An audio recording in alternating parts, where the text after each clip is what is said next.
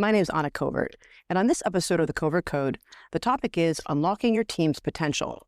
My very special guest is the amazing Jan Kaeo, principal and master trainer at Dale Carnegie, Hawaii and Guam. Based in Honolulu, Jan works with individuals and teams to help them discover their true potential and unlock leadership, communication, and performance skills. For over 14 years, she has been working with hundreds of companies and been the driving force behind organizational transformation. Today, we're talking about how anyone listening has the potential to become the better version of themselves using these time-tested techniques that Jan has been working with for years. Thanks so much for being here today. Thank you for having me. I'm a big fan of what you are espousing on the Covert Code. Thank you so much. So to begin, I love our listeners to get the Cliff Notes version of the Jan story. So you've had a very interesting career. How did you get from where you were to how you are, where you are? Okay, so about 25 years ago, I was very much like our young people today, often filled with anxiety about everything from who am I going to become, to what am I going to do, to how am I going to survive this crazy world. And to the point where anxiety really ruled my life. And the former owner of the Dale Carnegie work in Hawaii said, "Oh, we have a class for that." And I said, "Really? Like a class?" And he said, "Absolutely." Dale Carnegie's second book is How to Stop Worrying and Start Living. And if you follow those principles, you will be able to manage your anxiety. And at that time, I was an insomniac. So he had a high reputation to live up to. And it worked. And in the process, I was able to manage my stress, which has served me well all through COVID and financial crises. But I was also able to discover the Dale Carnegie principles about building trust, about gaining willing cooperation in the work and in life, and also about leading and influence. And so that's how I began my journey. And about 15 years ago, I was at the crux of my career, where it was time to do something else. I had been graciously promoted into an executive level position, all the trappings of what we had learned was success. Beautiful office, French doors, my own little Keurig, and I wasn't happy. I really wanted to be in the field, touching lives one-on-one, or with teams. And so I left that executive level position so that I could be boots on the ground again and make a difference. The Dale Carnegie business became available and I jumped right in. Wow. It was destiny. Maybe it was destiny. So what was one of those, I'm sure you still remember since you teach it every day, what was one of those strategies that our listeners right now who are going through a lot of this social anxiety, right? What is one thing that they can start doing today to help break through? Well, there are 30 principles to manage stress and worry. And the first principle is live in day-tight compartments. And what that means is when you be present wherever you are. Many times if you're a parent, you're driving to work, you're thinking about your work. You're not really with your kids that you're ready to drop off. When you're at work, you're thinking about your kids. And so you're always somewhere else. And that it's been proven that you can't be in two places at once. So it causes anxiety physically, mentally, emotionally. So it says live in day-tight compartments, which means do one thing and then finish it, do the next thing and finish it. And what will happen is that you'll begin to feel like you're back in control so that you can make better decisions. That's a great one. I think it's interesting how many thoughts you can have at one time. And I just recently, it's been about a year that I've been meditating very seriously, and it has been transformative for me. Yes. I mean, so much so that I even told my team that I would pay them if they meditated. Like as a benefit, if they could commit to and only one Theron over there. She's the only one who still does it with me. But, that's when I think you really become aware of how many thoughts you can have at the same time. Right. It's pretty shocking. So what types of, what would you say today? I mean, it's just getting worse. Social media, you came to the SME when we just recently and spoke about AI and some of the transformation of leaders. What do you think is one of the reasons that things are changing so quickly internally at organizations? Well, they are changing around the people but the people are not necessarily changing as fast as technology or AI presents itself. And I think people naturally dig their heels in when they need to protect what they know. This is our comfort zone. This is a space that we know how to be successful. I think it's really important for us to have the ability and make the time to self-reflect. We can't change until we know, we're aware. So awareness is really the key to help us navigate through this crazy time. Yeah. So, that's really interesting. I think, what are your thoughts on, so you work with really big organizations as well as small, but the larger organization, we've heard all those business school techniques of, you have to survey, survey internally, survey externally. My thoughts being a marketer and running digital surveys and knowing that data consistencies, people don't tell the truth in surveys, right? And they're telling what they want to protect, right? Sure. Or what they think someone wants to hear. So how do leaders in big companies really dial down to know what their team's doing and how to make them better? Well, leaders may not like this response, but your organization is evidence of your leadership. So your people do what you do. Whenever I look at a leader that's struggling with the same struggle that they had a month ago, a year ago, it tells me that change hasn't happened. And so I say to them, let's take a look at your team. Well, if they did this and if they did that, okay, yes. And they reflect who is leading them. So let's work on you. Like, you can't, unfortunately, unless you're working with machines, you can't change people, right? People are not machines. Dale Carnegie says, we're creatures of emotion. We're bristling, right? And so with ego and pride. And so you can't change people, but we can only change ourselves. So let's first look at ourselves. Let's self-reflect.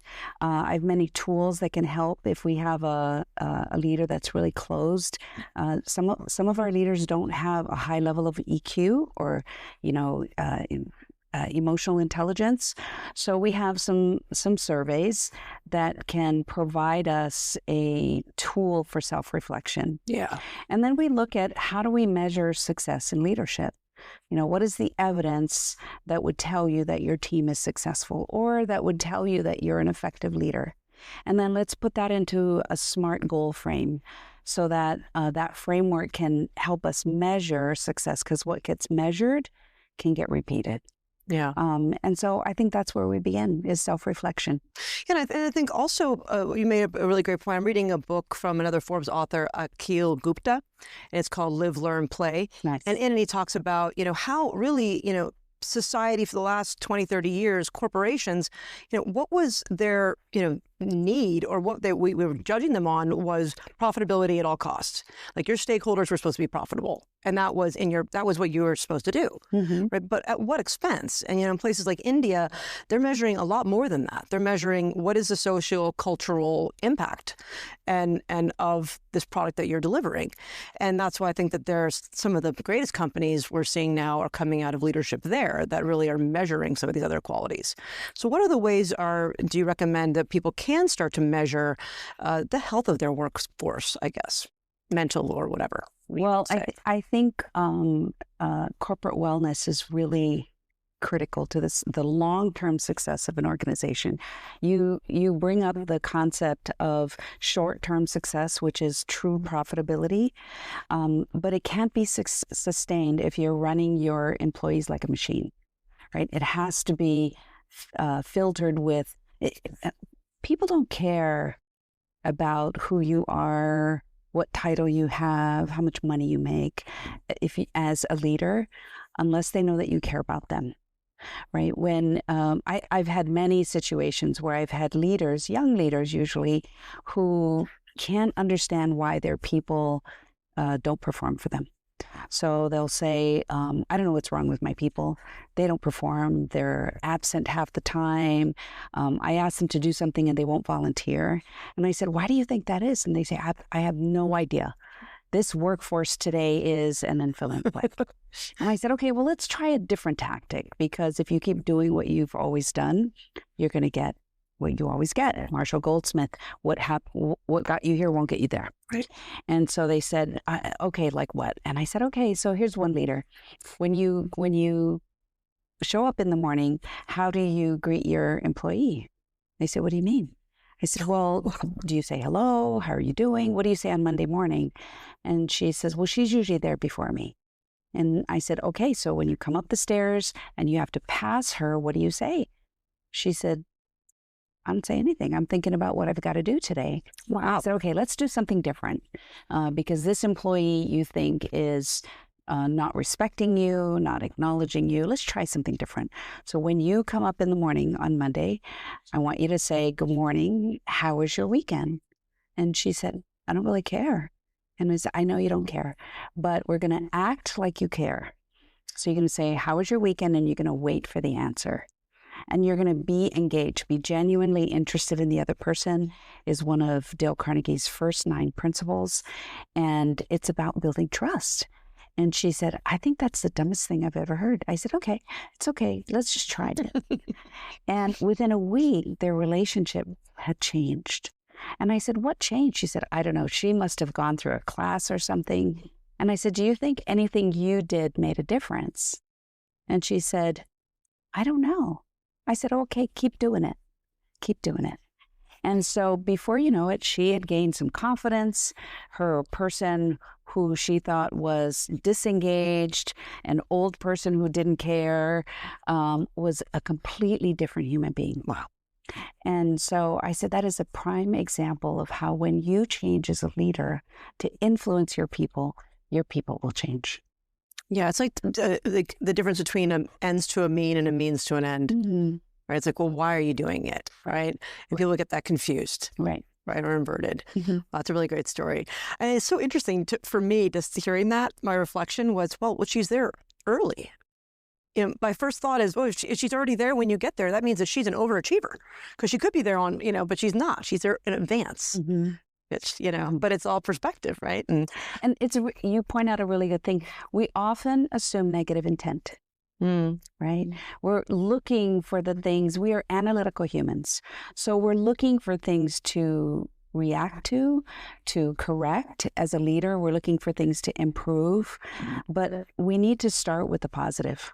We need to assume positive intent, that people would do better if they knew better. And I often say to leaders, you would be a better leader if you knew how to do it, right? And they said, well, of course. And I said, well, so it is with your people. They would do better if they knew better. They would do better if they had more confidence, because maybe you showed more confidence in them, right? So instead of criticizing, which is different from being critical, we want to be able to recognize positivity. It's been scientifically proven by neurologists. If you start in the positive, you open up the brain first, then you open up the heart for people to hear what needs to happen so that you can move them in a positive direction. And so I said, it's not the sandwich concept. It is start with the positive, recognize, ask a question. I think questions are a huge tool for leadership. It's their secret tool to use. Whenever you get angry, I said, recognize, ask a question, so that it gives you time to slow your heart down, get your brain to think what you really want to say, so that you say the right thing to move your people forward. Everything you do either moves the conversation forward, or it stops it dead in its tracks, or sometimes you take away the positivity that you've built. It's so true. And I think, that's maybe one thing that is moving positively due to technology. And what I mean by that is that people don't, I think in the past, at least, and I'm not that old, so I'm going to infer things that I've heard, right? But, you made a point of that this is not the way we do things, or, it's that they know better. Right. And this is the way we've always done it. And they don't know, and they're not trying, and, they're dumb. Right. Or don't care. Right. But now with things changing so rapidly, no one knows anything. Right. Right. And it's kind of like an evil playing field to say, okay, well, it did work before, but now everything's changing at rapid speed. So let's all get together and decide how we're going to really create this new future. Mhm. Are people doing that, or is that one of the reasons why there's this huge disparage of elder people not being able to get hired anymore, like phasing out of workforces? It's really interesting. Those who embrace technology, especially AI, right? Those who embrace and look for the possibilities are going to get hired, or are going to open up their own businesses, because it's very easy to look at the opportunities using AI to start a business, even if you're 80 years old, right? I have a 77-year-old, who has spent the last 8 months every single day in an AI training program. Maria's husband. Yep. That man knows more about AI than I could possibly. He's such an underachiever. That's what I told him. I saw him. It's amazing It's what amazing. he's doing. He's creating music, he's creating animation, and yes, it's helping him in his business. But that gives me a lot of hope that someone who can open their mind to learning can always learn. I think that's Always learn. absolutely. On the flip side, because it is changing so rapidly, if the leader cannot influence change, that leader is going to be ineffective, and the team is going to dig their heels in. And it's so important to recognize that the team digs their heels in, not because they're stubborn and resist change. That's where they're successful. That's when they know how to be successful for the organization. So they want to continue to be successful. If you can show them another way when they're open to it, you can achieve change. I've worked so many organizations. This is so funny. We'll have a class, a 2 or 3 or 6 hour class, and there'll be, say, 15 people in the class. And 13 of them are saying, I don't know why we're in the class. Like, we know this stuff and we're moving forward. It's usually 1 or 2 people who have dug their heels in that the leader does not know how to communicate with. So they make everybody suffer through the class instead of helping those 1 or 2 people be better, right? Because they don't have the skills to do that. I worked with a credit union. There were 25 people in the class, and there were 2 people who really needed the help. And so we used different tools. We didn't use just training. We used an assessment tool. And we debriefed them one-on-one. So this one lady who was the most influential of those 25 people had been there the longest, like 20 years. And we debriefed with her, and she was weeping. She was crying. She was so hurt that it was perceived that she was preventing progress, because that was not her intent at all, right?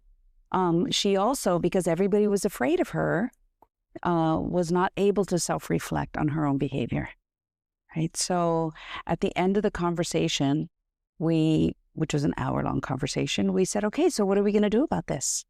Like, people love you and respect you. That's a great position to have. But I got all this negative feedback. Yes. Why is that? Why is that? And the reason why we're doing this is because we know how influential you are. Now, we want to move forward. How do we do that? Like, you have equity that we need to pull from to make this progress better. And you're the key to that success. So how are we going to do it together? And so we were able to pull that from her and have her create ideas to move the team forward, right? So starting Monday, this was a Friday, so starting Monday, she began to put those things in place. And is it perfect? No. There's a lot of bumps in the road. We're talking about people. We're not talking about machines. But she was able to bridge the gap from where they were to where they want to go. And she was no longer holding back progress, because she recognized how influential she can be and the why behind the what needs to be done. And so that's, I think, what leaders need to learn is, how do you unlock that greatness in your team so that they can stop putting their feet in the ground and be able to move forward.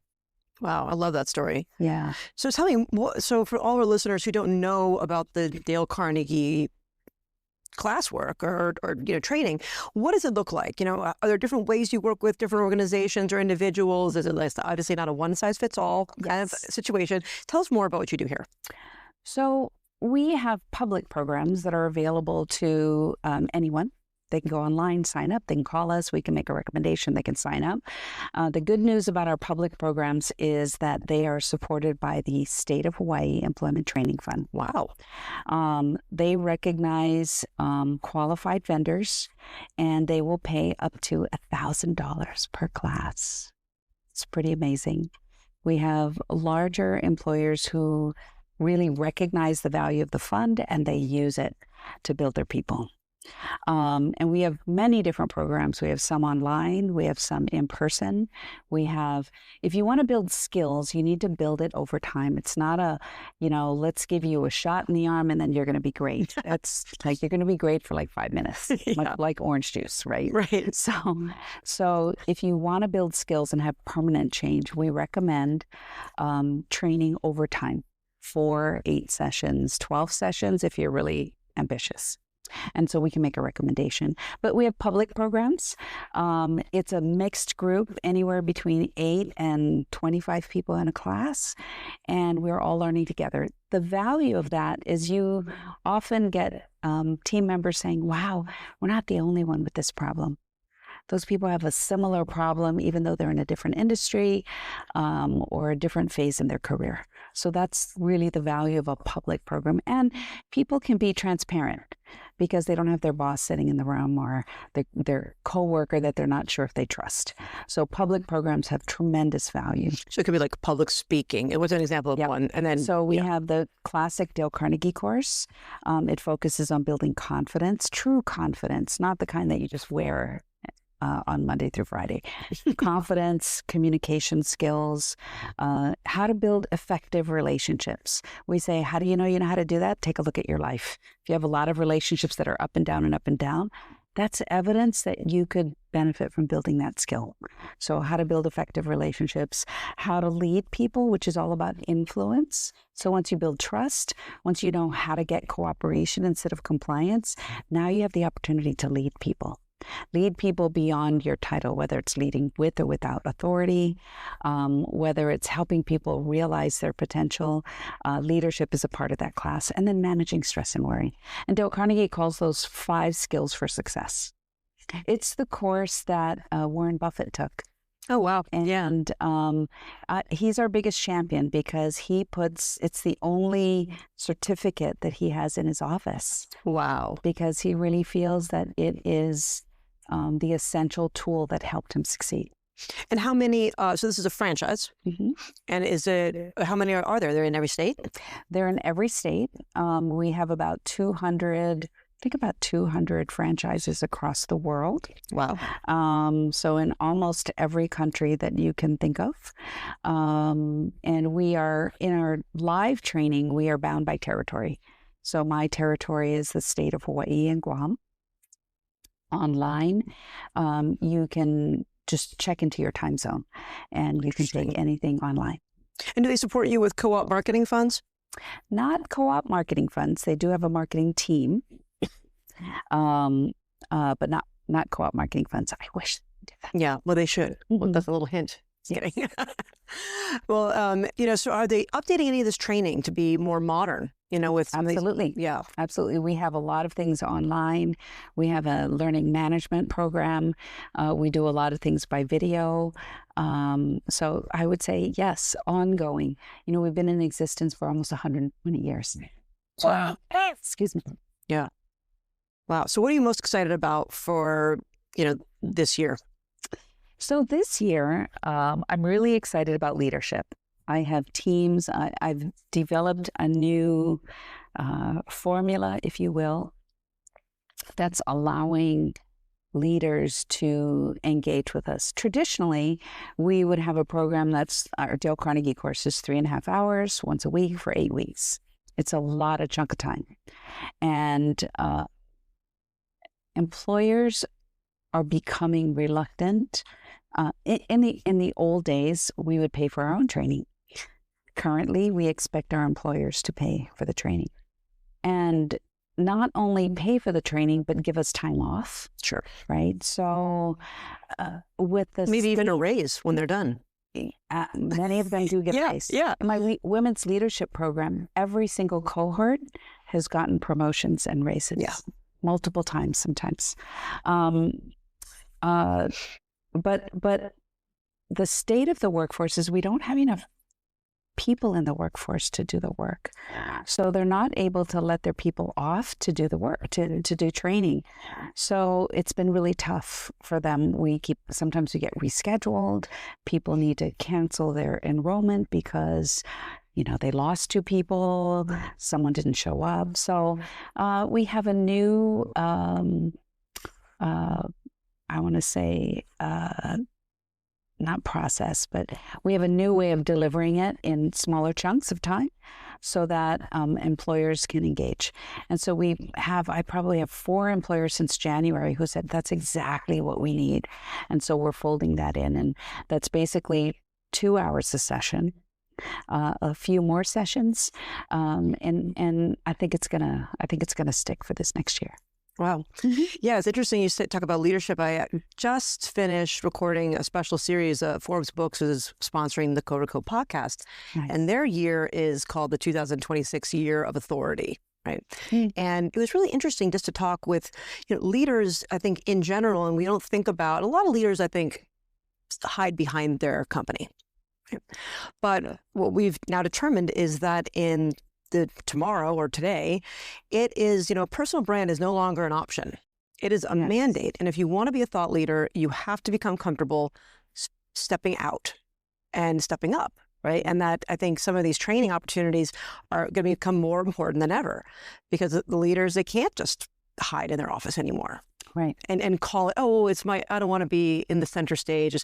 They make it feel like it's almost good that they're not egocentric. But that's not what it is at all. Right.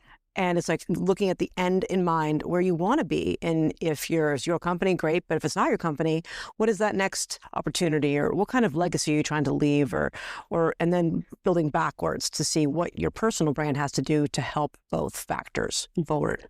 I think it's definitely a win-win. Leaders, there are different kinds of leaders. Not all leaders appeal to all people.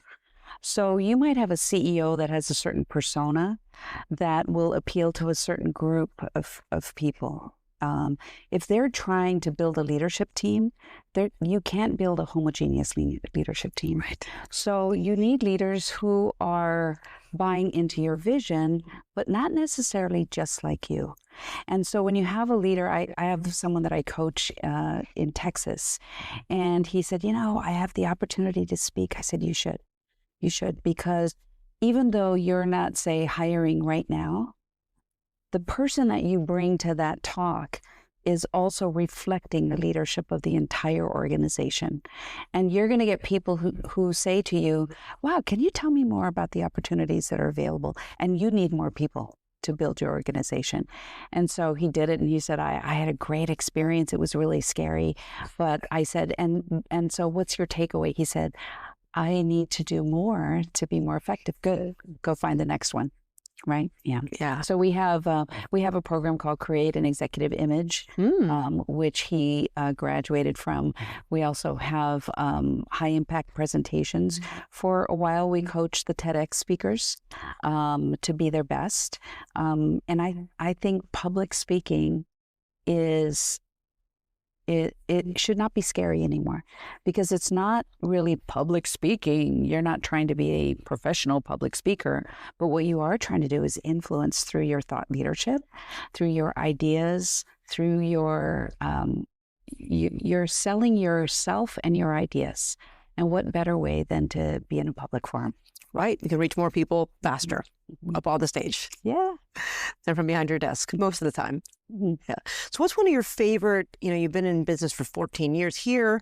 What's one of your, favorite moments or case studies of that someone you helped that really went on to achieve epic success?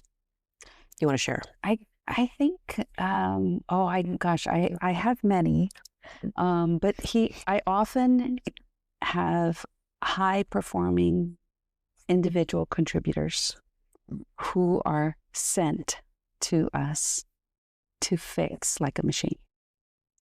if this person doesn't improve, they're not going to last. We're going to let them go.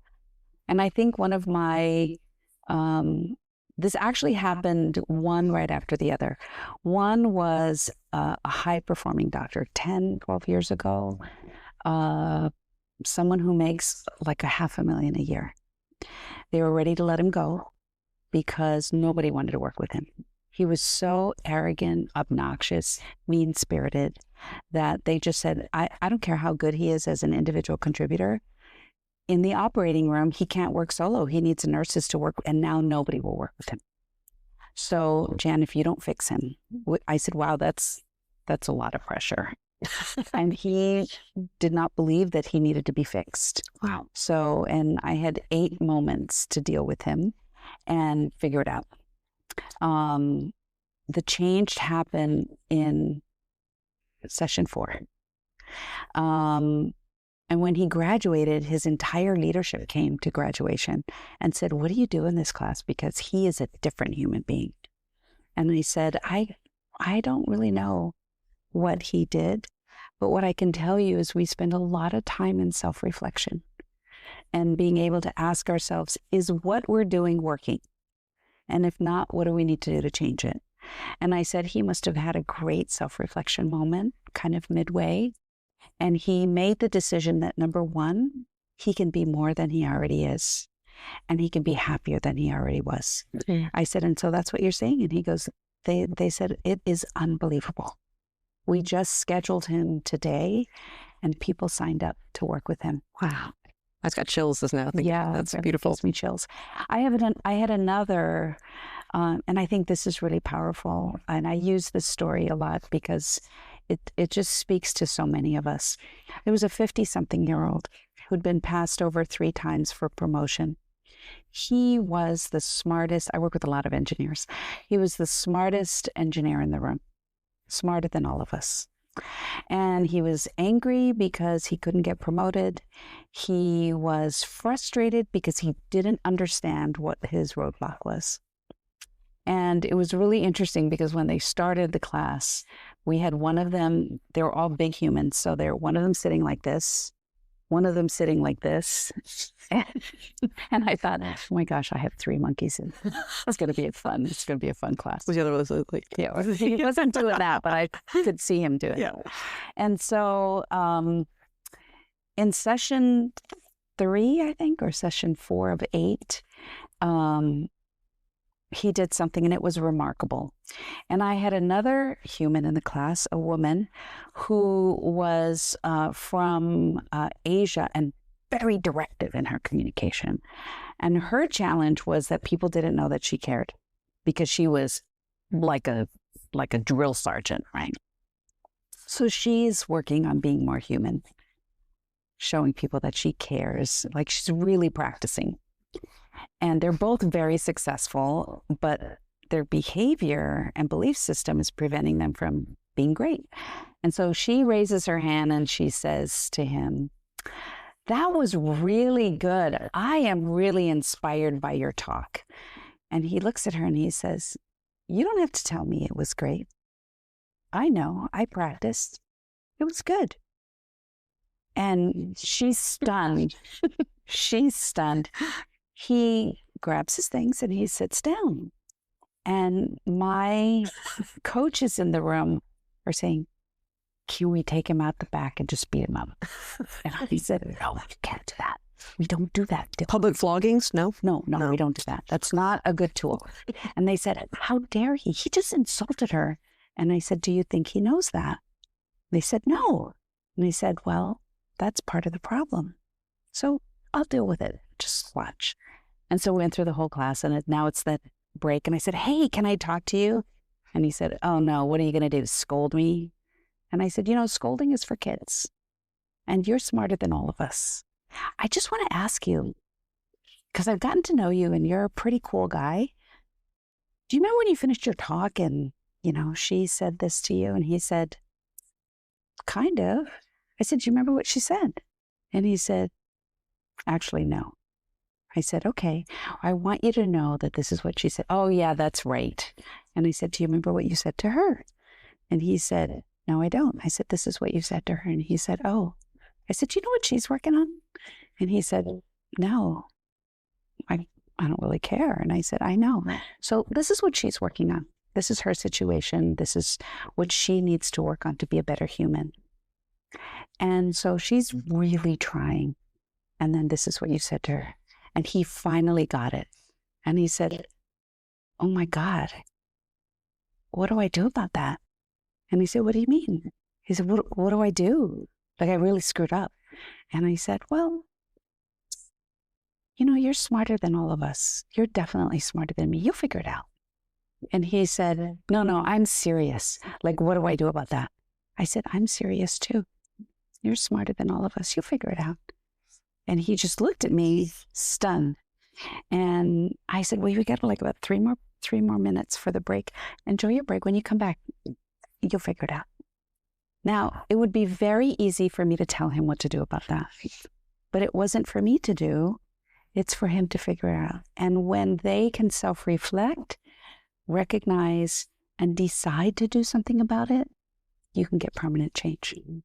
So it is part of our training at Dale Carnegie. And so he left. And back then, our bathroom was a ways away. And when he came back in, he was a different human being. He was a different human being. And he went home that night and he said, thank you. And I said, you're welcome. And he walked out very thoughtful. And when he came back, he was a different human being. Do you know, at the end of the class, now you have to remember, everybody wanted to beat him up in session 4. At the end of the class, he was voted for the highest award for achievement. Wow. He had made the most progress. And I think that is the essence of what we do at Dale Carnegie. We help people unlock their potential and help them be their best. Wow. I love that story. Yeah. Yeah. That's amazing. So is there anything else that we haven't talked about that you feel is important right now that your heart's telling you need to share? I think one of the things that is least focused on in the workplace is sales training. And I was a seller for 15 years, a professional seller. That's what I did. And at one of my companies, there were 30 of us on the sales team. And we just hated our management for always sending us to sales training. So we had someone coming in from the outside who was going to tell us, you know, this is the best thing since sliced bread. And there were a group of us arrogant sellers who decided that we were going to prove them wrong for the last time. So we never have to do this again. So we decided to take those principles and apply them. And it was done over time. And we went from being reasonably successful, sometimes wildly successful, to be consistently on the top 5 for the company. And because we decided to follow the sales training. I didn't know until I bought the Dale Carnegie franchise that sales training had been private labeled, and it was the Dale Carnegie sales training method. Wow. So I am a huge fan. And I think that the essence of it is everything that we do. It is about building trust quickly. I say 5 minutes or less in sales or leadership. Being able to have the conversation that is intentional. There's a lot of psychology behind selling, but it is about building trust, gaining cooperation, and leading someone where they already want to go. Yes. Because you have connected the dots. And so I'm a big fan of the sales training, and we have huge success. During COVID, we helped an organization go from, I can't do anything because I can't meet my people, to having 1,600% return on investment. Wow. It was huge. And part of it is, again, self-reflection, helping them recognize that you can do something different to get a huge result. We just helped a team for new construction. I just told another company this. They're speechless. They had a huge sales goal. They finished 6 months ahead of time. And I was just contracted by their next team, who said, can you do that for this team? Because we want to start construction sooner, which means they have to sell and close faster. And so we're going to be working with them. But it's basically, how do you build trust? How do you understand what someone wants to buy? And how do you help them buy? Right? That's the essence of sales. It's not buy this because, the time is of the essence. No, it's not manipulating. It's connecting the dots. So I'm a big fan. 100% true. I mean, I do a lot of work in solar, right? Solar marketing, and wrote my second book about solar. Yes. And I think that's one of the things that I really see as happening that's needed now that I'm helping some with, because the tax credit has not been extended. And in places like California, they had net metering. And it was so interesting that the salespeople who have been so attached to that, right? And then they are here looking at a lead that comes into the CRM, and I do marketing, right? So I'm like, oh, look, you got a new lead. Oh, well, it's not going to work for them. And now here you are, they want solar. They've reached out to us. Yes. This is your opportunity to go to their house or see them online and present all their options. Is solar right for them? That's why they're here, to find out if it's right. It may not be if they have a beautiful oak tree and they don't want to cut it down. Okay, well, maybe not. But don't be taking your self-determination with you of, it's not the same ROI as it used to be. Right. And it's amazing how many of them still have that mentality. Yeah. Yeah. They absolutely judge. Yeah. Before they even get there. And it's like, so many of the larger organizations that I work with, it's a multi-tiered approval process. And halfway through delivering the program, they'll say to me, their management will say to me, "Oh my gosh, that's exactly how you sold us." and I'll say, "Yes. Why would I not be practicing what I'm teaching you to do?" They're like, "Oh my God, it works. Everybody, we need to do this." Right? Because that's all it is. It's connecting the dots. And when it connects, move it along, right? Because the people are giving you buying signals, right? So yeah, that's right. I'm really passionate about that. I think that, and the other reason why I'm passionate about it is a profession that you can do well in Hawaii and definitely afford to live in Hawaii. So I want people who choose to do sales to be wildly successful. It has a multiplier effect. Great book, The Multiplier. But it has a multiplier effect because when you have more, you spend more, you help the economy churn, right? And so I want to really help people be wildly successful so that they do well here, they stay here, and they help the economy grow. Well, that's beautiful, Kuleana. Yeah. Yeah. Well, I think that's a wonderful place to stop. Thank you so much for being here today. How can people learn more? We are also going to leave all this information in the link below. And now we have 100,000 subscribers, so we get to put links below, and we'll have that. But tell us, how can people get a hold of you? I think the best way to get a hold of me is to go on LinkedIn. I'm a big LinkedIn fan, and you can contact me. I'm on it every day, so I know I'm going to be able to connect with you. Or go to DaleCarnegieHawaii.com and you'll find more about what we're doing in Hawaii. Everything starts with a conversation. And it's not about selling you something that you don't need. It's about helping you find out what you need to become the best version of yourself so that you can make an impact. Beautiful. Yeah. Thank you so much for joining me today. Join us next week as I interview another industry expert in topics to help you succeed on and offline. Thank you so much for subscribing. If you haven't already, please do. We just reached 110,000 subscribers, and it's because of you and your aloha. So I really appreciate it, and I will see you next week in the Pixels. Aloha.